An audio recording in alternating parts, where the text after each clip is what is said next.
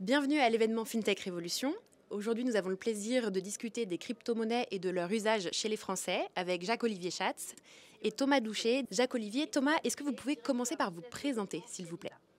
Jacques-Olivier Schatz, CEO de Xpolens. Xpolens, on est la société de Banking as a Service du groupe BPCE. On fait des modules de paiement qui vont pouvoir s'adapter dans différents use cases et notamment qui vont bien s'adapter dans des use cases de crypto, mais on va en parler dans quelques minutes.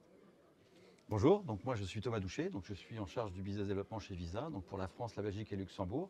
Et je m'occupe en gros des fintech, des partenaires technologiques et de tout ce qui est la partie innovation, dont les cryptos. Voilà, ça fait 15 ans que je fais ça. Justement, les cryptos, c'est notre sujet du jour. Comment s'intègrent-elles aujourd'hui dans le quotidien des Français? C'est une question difficile. Aujourd'hui, en tout cas, on voit les crypto-monnaies de plus en plus dans le quotidien, notamment dans la partie investissement. Voilà, donc il y a un récent rapport d'avril 2025 que la DAN a fait, donc l'Association pour le développement des actifs numériques, qui, dans cette étude, déclare qu'effectivement, un tiers des Français souhaiteraient, en tout cas, disposer d'acheter des actifs numériques, et en tout cas 10% en ont déjà en dépôt quelque part. Donc surtout aujourd'hui en phase d'investissement. Mais la France est un petit peu en retard par rapport aux autres pays européens, et même surtout pour les pays avec notamment des inflations relativement importantes. Et l'objectif, c'est maintenant de travailler sur des usages, on va dire, un peu plus innovants dans le quotidien, donc notamment dans le commerce, pour permettre effectivement d'utiliser ces assets, donc ces actifs.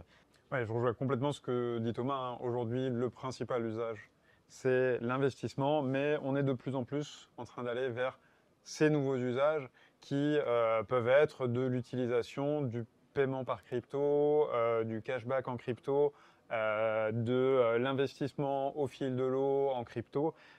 Concrètement, c'est un mouvement qui est encore assez naissant, mais qui a des forts taux de croissance, puisqu'on parle quand même de 15% de croissance year on year.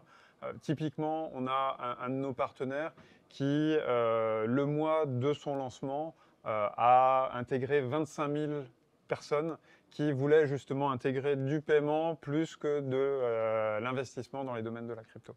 Et alors justement, comment Visa et Xpolens mettent en commun leurs expertises pour enrichir les offres de crypto avec du paiement? Xpolens est une plateforme technologique qui va permettre de pouvoir connecter par API, donc directement par des connecteurs informatiques, aux partenaires, à nos partenaires qui font de la crypto, allié à Visa qui a le plus grand réseau mondial d'acceptation pour leurs cartes. Ça va permettre de donner directement à disposition de l'ensemble des utilisateurs une capacité de paiement qui puisse être n'importe où, puisque un des gros problèmes aujourd'hui, c'est vous n'allez pas dans un commerce et vous rentrez et vous dites est-ce que je peux payer en Bitcoin. Il n'y a à peu près aucun endroit, ou ni ici, ni en ligne, ou quasiment, dans lequel on peut le faire. Donc ça va être vraiment de s'appuyer sur ce réseau mondial et sur nos technos pour avoir une UX qui est la plus fluide et la plus acceptée possible, tout en étant la plus sécurisée possible également. Et quels sont aujourd'hui les moteurs d'adoption des crypto-monnaies? Alors j'ai envie de dire aujourd'hui ce qui manque, c'est surtout pour la partie commerce, parce que la partie investissement aujourd'hui est relativement bien couverte. On attend peut-être effectivement que les grands établissements financiers s'y mettent, maintenant que la réglementation est là.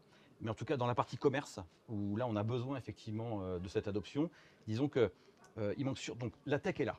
Donc, et ce qui manque surtout, c'est donc des UX, désolé pour les anglicismes, mais disons des expériences clients et on va dire des expériences qui soient beaucoup plus intuitives, fluides, simples, un peu à la manière des smartphones que l'on a pu avoir, disons, en 2007, et qui ont amené toute une frange de la population vers des usages numériques qui étaient du Web 2. Donc là maintenant, donc les crypto-monnaies pour le quotidien, disons que comment on travaille à l'adoption, nous on est une des parties des solutions, comme Xpolens. Ouais, donc on fait partie de ces solutions parce qu'en fait on est déjà des sociétés qui avons des marques reconnues, en lesquelles les gens ont confiance.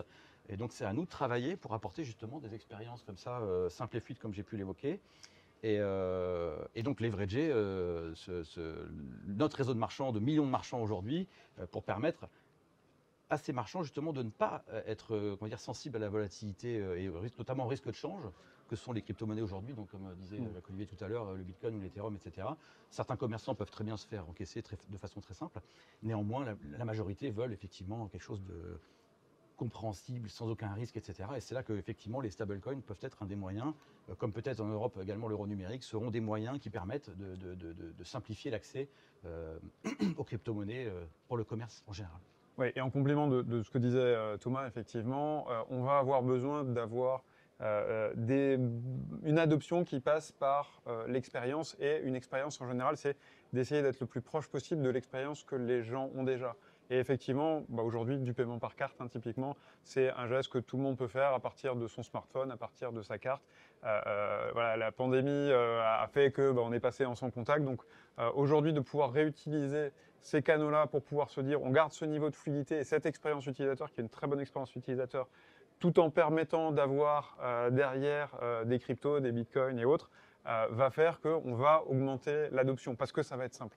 Tant que c'est compliqué, tant que c'est quelque chose de spécialiste, on n'arrivera pas à simplifier et à faire en sorte que ça soit accepté partout. Demain, plus ça sera simple, plus ça fonctionnera et plus ça sera sécurisé. Et là-dessus, le régulateur européen avance aussi, puisqu'on avait l'EPSAN en France.